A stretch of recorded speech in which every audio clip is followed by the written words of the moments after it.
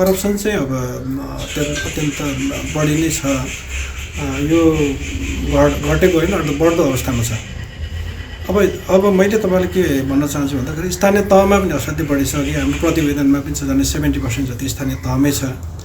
स्थानीय तहको पनि मध्य प्रदेशको स्थानीय पालिकाहरूमा त धेरै समस्याहरू छ। त्यसपछि प्रदेश स्तरका चाहिँ प्रदेश मन्त्रालयहरू अन्तर्गत कार्यालयहरूमा पनि ठुलै समस्या छ।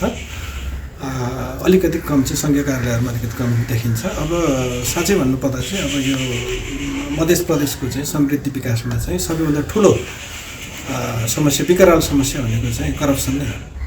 सर जसरी यहाँले पनि स्थानीय सरकार र प्रदेश सरकार बढी छ, सङ्घमा कम, यो कारण के होला?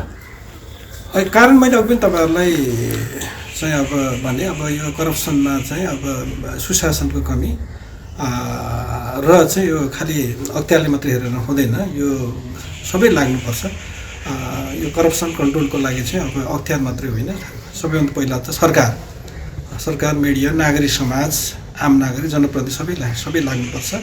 र यो करप्सन नघटेसम्म चाहिँ अब नघटेसम्म चाहिँ विकास, सुशासन, समृद्धि चाहिँ सम्भव छैन।